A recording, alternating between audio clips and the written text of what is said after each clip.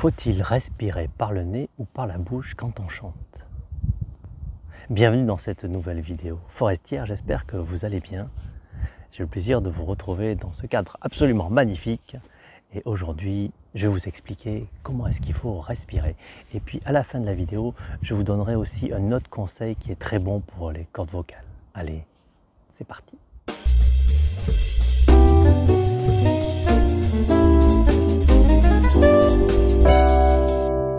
Alors, faut-il respirer par le nez ou par la bouche lorsqu'on chante? C'est une question que l'on me pose souvent.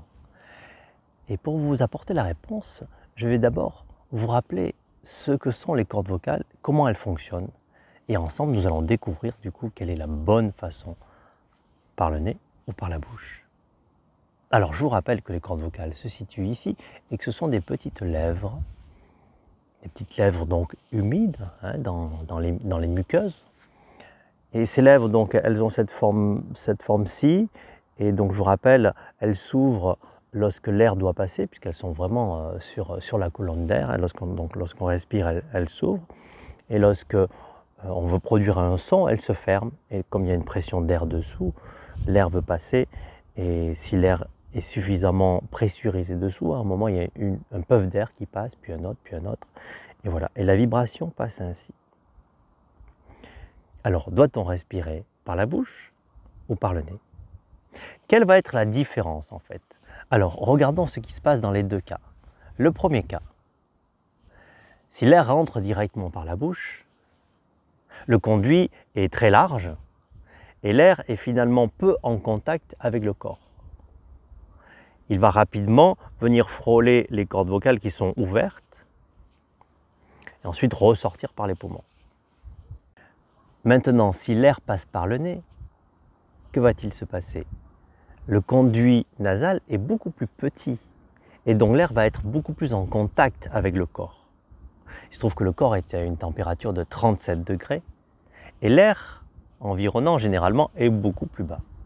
Donc, en pénétrant par le nez, l'air va se réchauffer davantage que lorsqu'il va pénétrer par la bouche. Et donc, lorsqu'il va arriver auprès des cordes vocales, il aura une température qui sera plus proche de celle des cordes vocales qui sont à 37 degrés. Donc ça fera une différence de température qui sera moindre. Alors qu'à l'inverse, si l'air passe par la bouche, on l'a vu, le circuit est beaucoup plus rapide, beaucoup moins de contact avec la peau, donc l'air se réchauffe beaucoup moins. Et lorsqu'il va arriver près des cordes vocales, il y aura une température qui sera beaucoup plus froide. Et donc, une différence de température entre la température nominale des cordes vocales, 37 degrés, et la température de l'air ambiant. Donc, comprenez où est-ce que je veux en venir. Il est donc meilleur pour nos cordes vocales de respirer par le nez. Parce qu'en respirant par le nez, lorsque l'air arrive près des cordes vocales, il est plus proche de la température de ces cordes vocales. Et donc, ça nous fait une différence de température qui est bien meilleure. Et cette différence de température, si elle est trop importante, eh bien, ça ne va pas être terrible pour les cordes vocales. Vous l'imaginez bien. Donc, par recommandation, vous l'avez bien compris, c'est d'inspirer par le nez lorsque l'on chante. Sauf dans un cas. Et oui, il y a toujours des saufs. Si vous avez besoin de prendre de l'air très rapidement, et ça arrive des fois, vous savez, vous avez besoin de faire une respiration très rapide parce qu'il n'y a pas beaucoup de temps entre deux phrases. Dans ce cas-là, c'est une exception, et là je vous conseille juste de tout ouvrir, le nez, la bouche, parce que le challenge c'est de faire entrer le maximum d'air dans un temps le plus court possible. Ok? Donc si je résume, respiration nominale par le nez, sauf lorsqu'on a besoin d'une prise d'air rapide, et dans ce cas-là, c'est par la bouche. Ok? Puis vous pourrez voir d'autres vidéos où j'explique comment effectuer ces prises d'air rapides au niveau des abdos, avec la respiration abdominale. Mais ça, c'est dans une autre vidéo. Maintenant, je voudrais vous donner, comme je l'ai précisé en début de vidéo, une petite recommandation.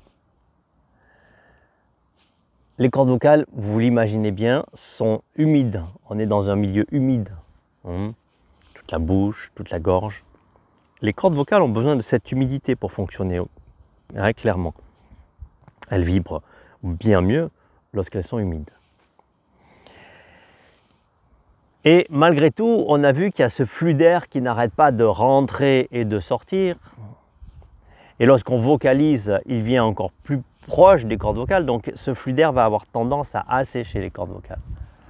Ma recommandation, c'est n'hésitez pas à boire régulièrement lorsque vous vocalisez, que ce soit en chantant ou en parlant, des petites gorgées pour veiller à ce que cet environnement-là soit humide. Alors naturellement, vous allez me dire, oui, mais attendez, l'eau, elle ne va pas dans les poumons. Bien sûr que non, l'eau ne va pas dans les poumons.